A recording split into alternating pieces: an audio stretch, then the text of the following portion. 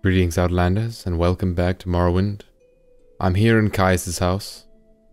Thought I might get some peace and quiet here. All of those Redoran brothers over at my stronghold are kind of noisy sometimes. And what better fitting place to unravel this mystery, where it all began. I went and gathered all my notes. Like a note from Huleeya, I need to read that. I got the Lost Prophecy, so I got all the message from Dagoth, got all the notes about the prophecies, the Lost Prophecy, Stranger, 7 Visions. I also have War of the First Council, the Real Nerevar, Progress of Truth, Nerevar Moon-and-Star, and there's a page around here called Saint Nerevar, somewhere. There it is. So where shall we begin?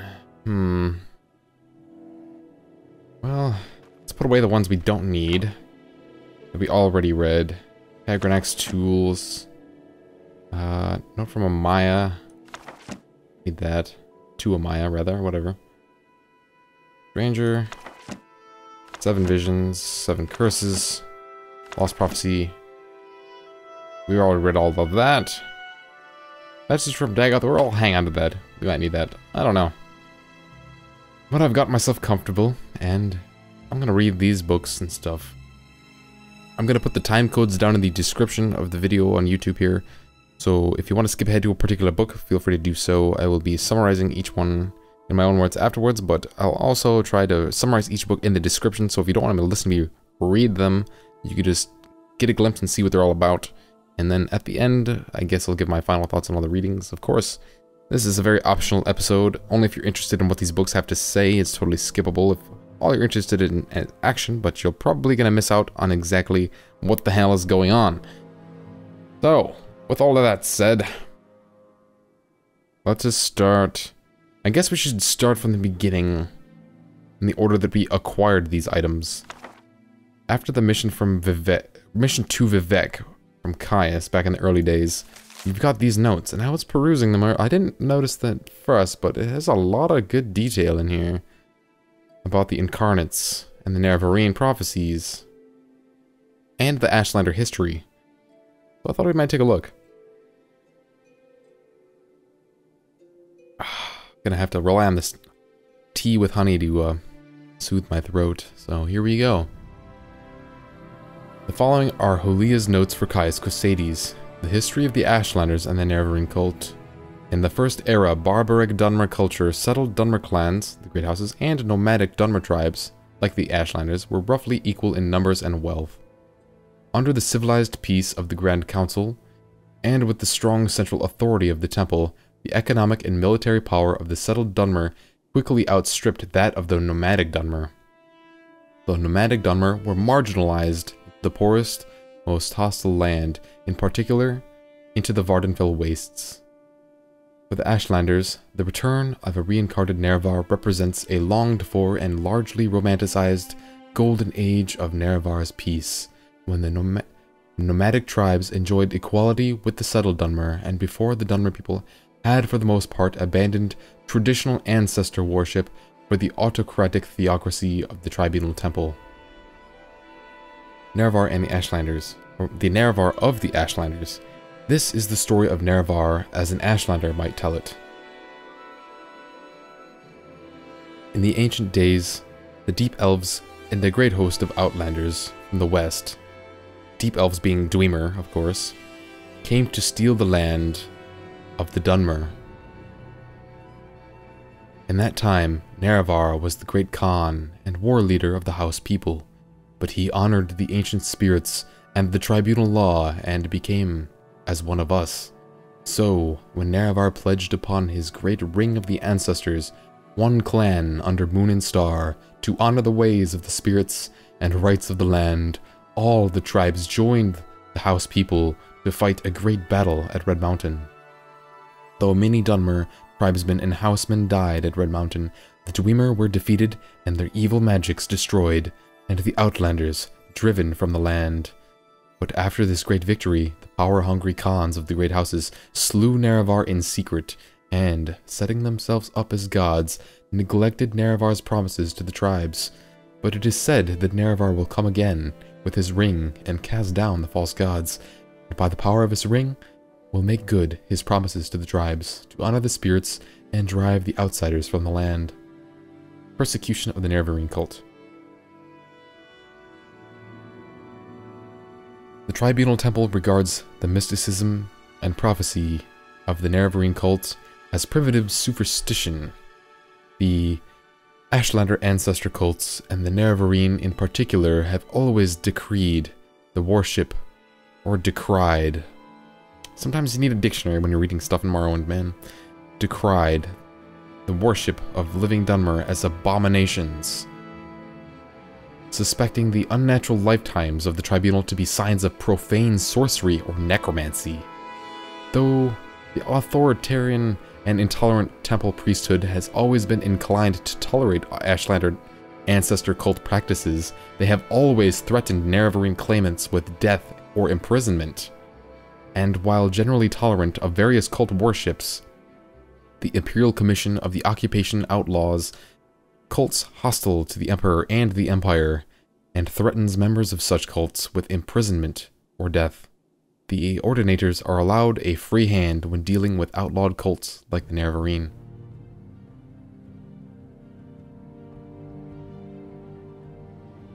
Peakstar and other incarnates in the past. In the past, others have claimed to be the reincarnated Nerevar of prophecy. The most recent is known as Peakstar, a mysterious figure who has reportedly appeared and disappeared among the Wastes tribes over the last 30 years. The temple notes that these false incarnates discredit the Nerevarine prophecies. Singularly and illogically, the Ashlanders acknowledge a history of false claimants, calling them failed incarnates, but they regard them as proof of the validity of the prophecies, rather than contradiction. Among the Nerevarine, there is a fable of a cavern of the incarnates, where the spirits of the failed incarnates dwell. The Nerevarine cult is a mystical one, and it glorifies rather than shrinks from contradictions. This pretty much glances over everything we've seen so far, or everything we've heard so far, but it is the first thing we've read outside of what we've been told by some people that we've spoken to about these things. At least, yes, this is the first time we've heard in text about Nerevar being murdered at the end of the Battle of Red Mountain. I guess I don't have much to say about this, at least as it pertains to the game. However, there is a lot to be said about the connections between the history of Morrowind, the Dunmer people, the Imperials, and also real-life history, but I don't want to get into that in this video. So let's move on. And every time I take a pause like that, I'm just taking a sip of my tea to save my throat. Next up, the Progress of Truth. Compiled by the Dissident Priests. Excerpt. Concerning the points of temple doctrine challenged by the Dissident Priests. 1. The divinity of the Tribunal. Temple doctrine claims their apotheosis was miraculously achieved through questing, virtue, knowledge, testing, and battling with evil. Temple doctrine claims their divine powers and immortality are ultimately conferred as a communal judgment by the Dunmer ancestors, including, among others, the Good Daedra, the Prophet Veloth, and Saint Nerevar. Dissident priests ask whether Dagoth Ur's powers and the Tribunal's powers might ultimately derive from the same source, Red Mountain. Sources in the Apocrypha suggest that the Tribunal relied on profanely enchanted tools to achieve godhead, and that those unholy devices were the ones originally created by the ungodly Dwemer sorcerer Kagrenac to create the false construct Numidium. 2. The purity of the temple. The dissident priests say that the temple has always maintained a public face, represented by the Hieroglypha, the priestly writings, and a hidden face, represented by the Apocrypha, the hidden writings. The public account portrays the actions of the Tribunal in a heroic light, while the hidden writings reveal secrets, untruths, inconsistencies, conflicting accounts, and varying interpretations which hint at darker and less heroic motives and actions of the tribunes. In particular, conflicting accounts of the battle at Red Mountain raise questions about the Tribunal's conduct and about the source of their subsequent apotheosis.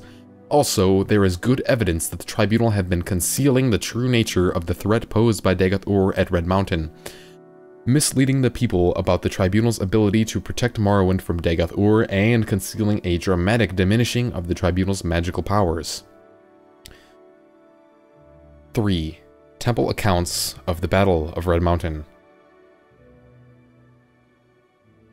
Ashlander tradition does not place the Tribunal at Red Mountain and holds that the Dwemer destroyed themselves rather than that Nerevar destroyed them.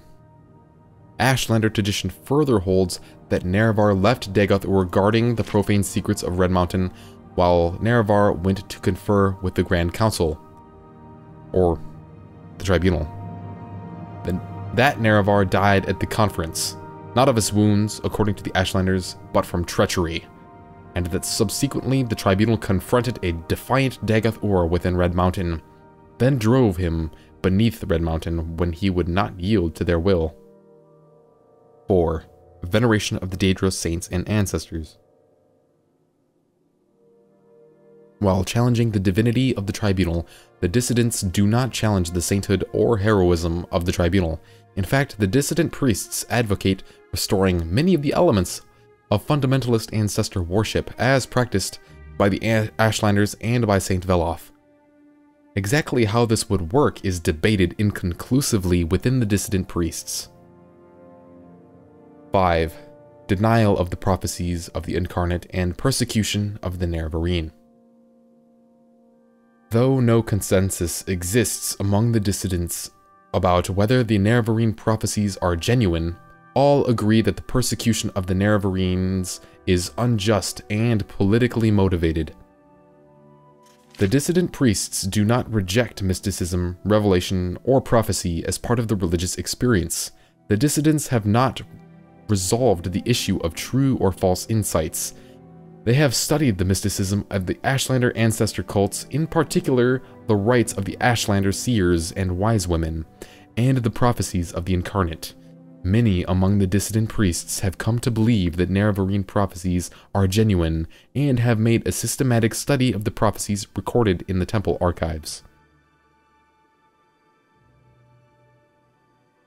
6.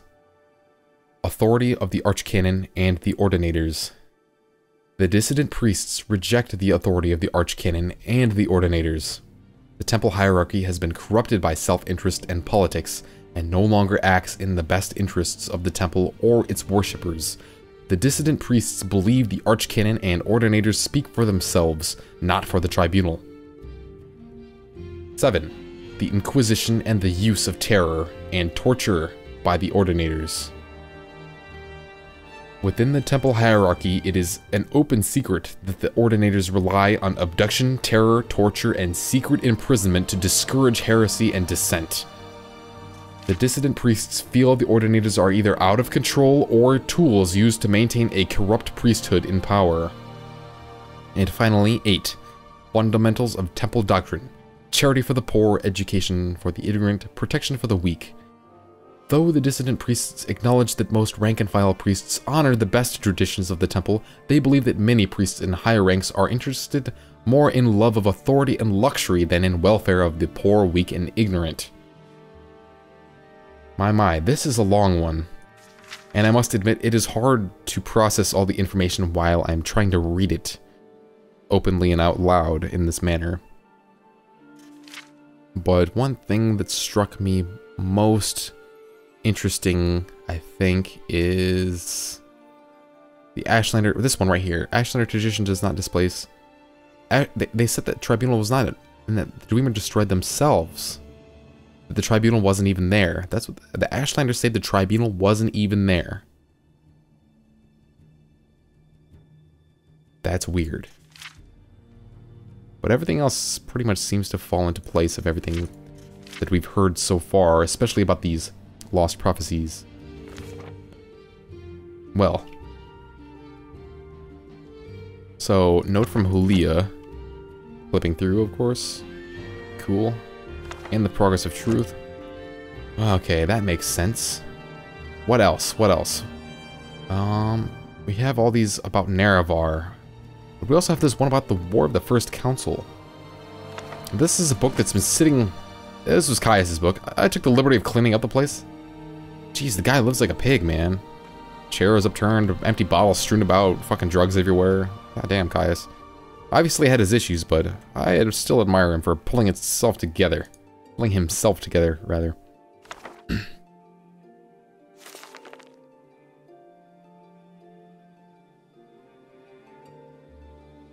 The War of the First Council.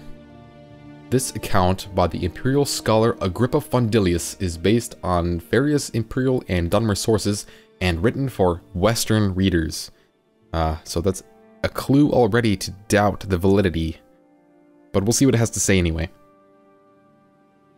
The War of the First Council was a First Age religious conflict between the secular Dunmer houses Dwemer and Dagoth and the Orthodox Dunmer houses Indoril, Redoran, Dres, Hlaalu, and Telvanni.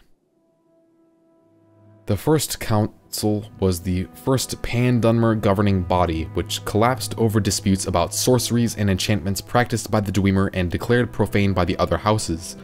The secular houses, less numerous but politically and magically more advanced, and aided by Nord and Orc clans, drawn by promise of land and booty, initially campaigned with great success in the north of Morrowind, and occupied much of the land now comprising Redoran, Vvardenfell, and Telvanni district.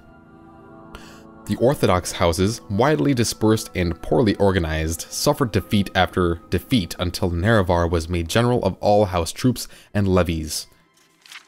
Nerevar secured the aid of nomad barbarian tribesmen and contrived to force a major battle at the secular stronghold of Red Mountain on Vvardenfell. The secular forces were outmaneuvered and defeated with the help of Ashlanders scouts, and the survivors forced to take refuge in the Dwemer stronghold at Red Mountain.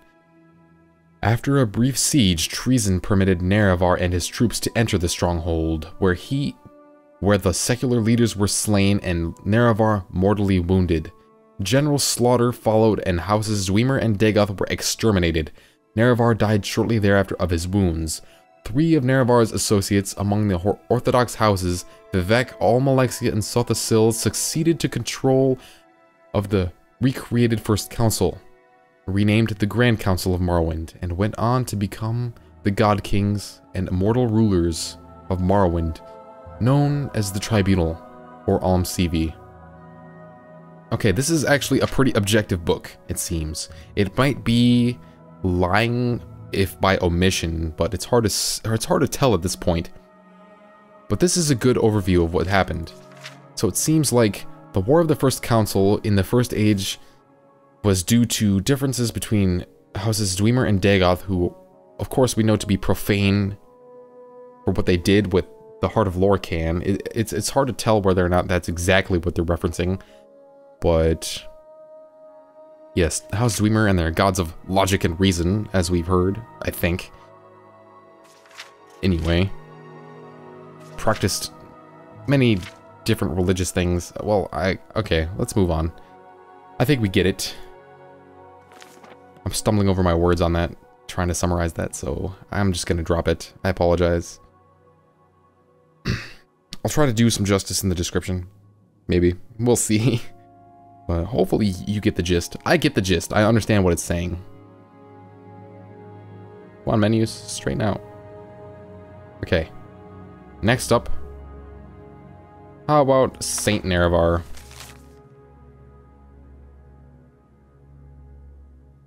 From a short temple pamphlet for Western readers. Okay, so this is from the temple. Obviously, this is going to be a horribly misstrued, or biased, I guess, is the term I'm looking for. Ages ago, Nerevar was the greatest Dunmer general, first counselor, and companion of Vivek, Almalexia, and Sothasil, who, with the power of the great ring of the ancestors, one clan under Moon-and-Star, united the Dunmer houses to confront the evil Dwemer, the treacherous House Dagoth, and their western allies. Nords and Orcs. Western allies, Nords and Orcs. At Red Mountain. By providence, the faithless Dwemer were utterly destroyed and their allies defeated, but Nerevar, mortally wounded in combat with the traitor Dagoth was driven from Red Mountain. Nerevar died not long after of his wounds, but he lived to see the birth of the temple and to bless the unity of the Dunmer into the safekeeping of Almsivi, the temple, and all its communion of saints. So the first paragraph is okay, but the second one is obviously lies, told by the Tribunal themselves about the treacherous death of Nerevar, who apparently did not die from his wounds, according to other texts. But let's read on. Let's see what it has to say in Nerevar Moon-and-Star.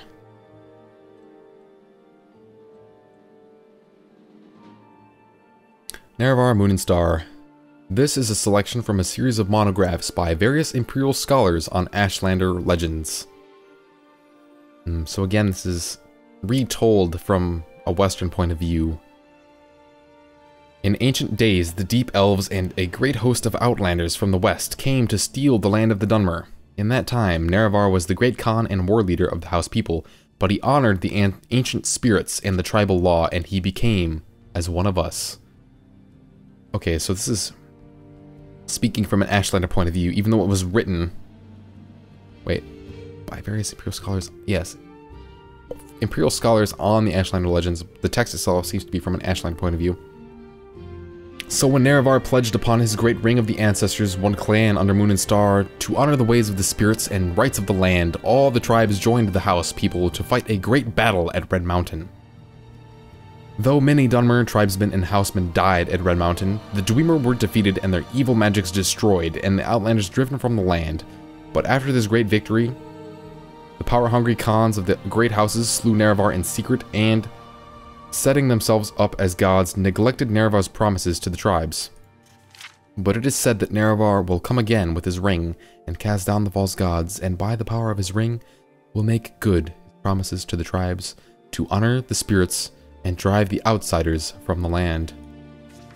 So again, this is pretty much the same thing we're seeing over again. Nothing really new or contradictory, except for the temple point of view, obviously. Though I would like to point out that when it says outlanders were driven from the land, that has to be referencing the Nords and the Orcs that were allied with House Dwemer and House Dagoth.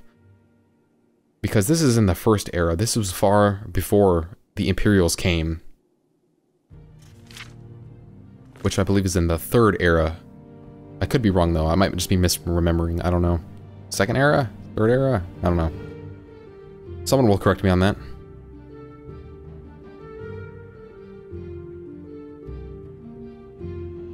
Last but not least, the Real Nerevar. This Telvanni retainer's informal history of Nerevar lists no sources. So, this is the account of a Telvanni retainer. Who knows? This is a wild card. We'll see what it says. When the Dunmer followed Veloth to Morrowind, they were many warring clans, with no law or leader in common. One Dunmer warlord, Nerevar, had the ambition to rule all the Dunmer. In that time, House Dwemer were great enchanters, so Nerevar went in secret to a Dwemer smith and asked for an enchanted ring that would help him. The ring gave its wearer great powers of persuasion. For safety, it was enchanted to instantly kill anyone who wore it except for Nerevar. The ring was called Moon-and-Star, and it helped Nerevar unite the various clans into the First Council. However, later, disputes over religion divided the council, with House Dwemer and House Dagoth on one side and all the other houses on the other. Dwemer and Dagoth invited Orc and Nord clans as allies and held northwest Morrowind, while Nerevar mustered the other houses and nomad tribes and marched to meet the Dwemer-Dagoth Westerner forces. The armies met at Red Mountain, a Dwemer stronghold. The Dwemer were defeated with great slaughter, and terrible sorceries were used, resulting in the utter extermination of House Dwemer, House Dagoth, and their allies. Nerevar was killed in the battle, and his ring was lost, but Nerevar's alliance survives in Morrowind's ruling political institution and the Grand Council. Oh, the Grand Council is that institution. Okay. I'm glad I'm not butchering these readings, because I am a little bit fatigued. A lot of reading.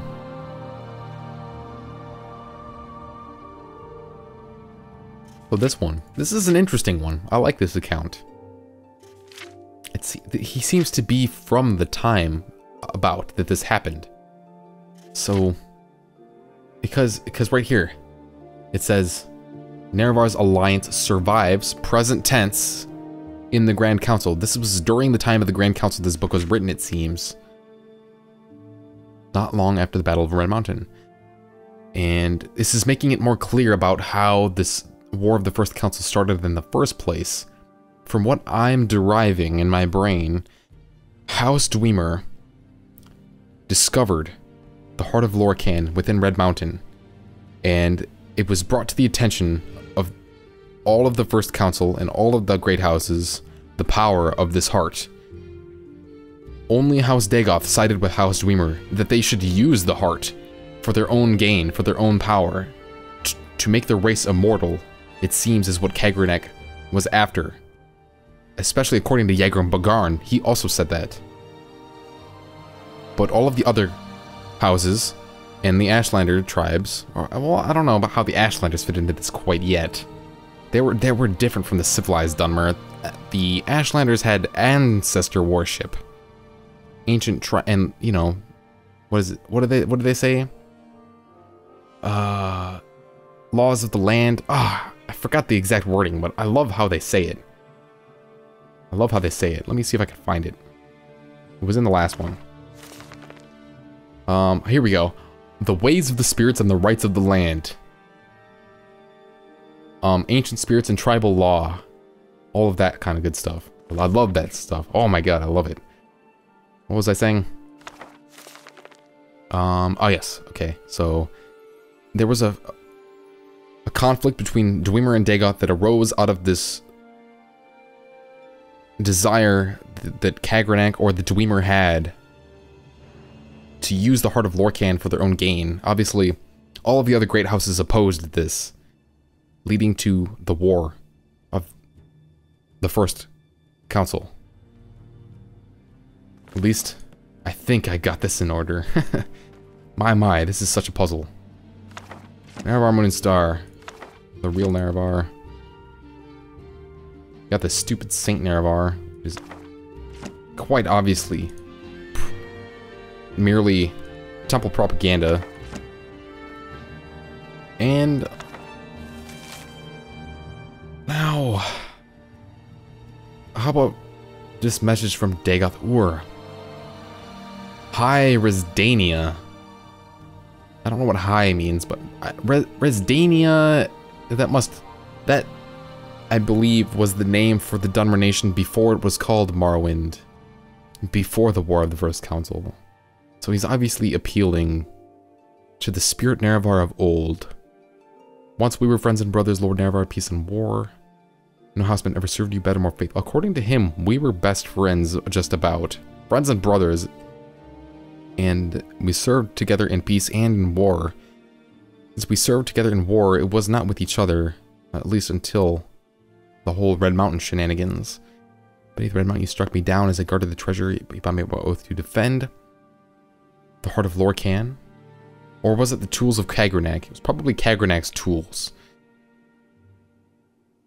The treasure. But remember our old friendship. I would forgive you and raise you high.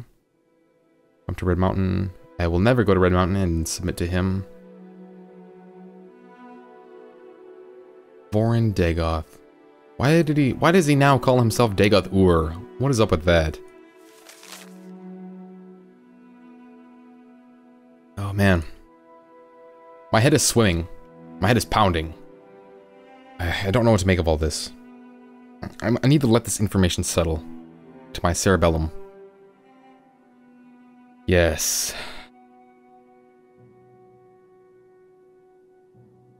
I'm not sure what more to say there is. Speak like a Yoda I am. What to do next, I don't know. Oh, but I should probably fill you in on what has happened.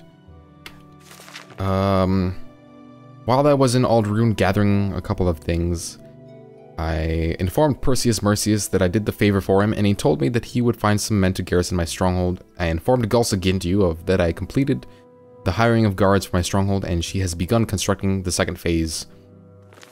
but I must also return for more Redoran duties, because I need to build up my base.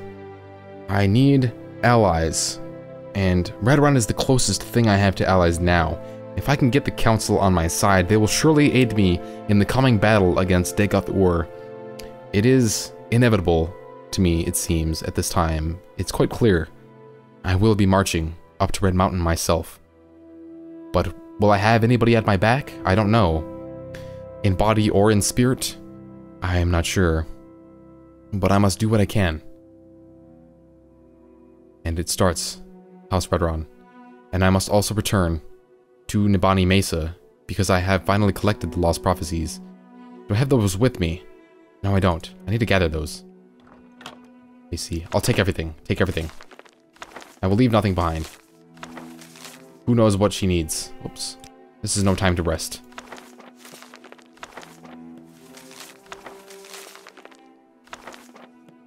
Maybe, well, it is morning after all. I cannot believe that it's only been a couple of months since I arrived here in Morrowind. So much has transpired, and I have grown and changed so much. My outlook has completely transformed. Not once, but twice even. Through renewed faith in the universe, via the Tribunal and their teachings, and again, through the revelation of their treacheries, and their godless, blasphemous power that is apparent now to me. But yes, I believe this is where we must part ways, friend. So I will see you next time, when we gather up all of our knowledge and all of our strength to continue fulfilling the Nerevarine prophecies, building ourselves up for the final battle against the devil, Dagoth. That was a lot of rambling, damn. Hell yeah. That's what's up. Alright guys, I'll see you next time. Peace out.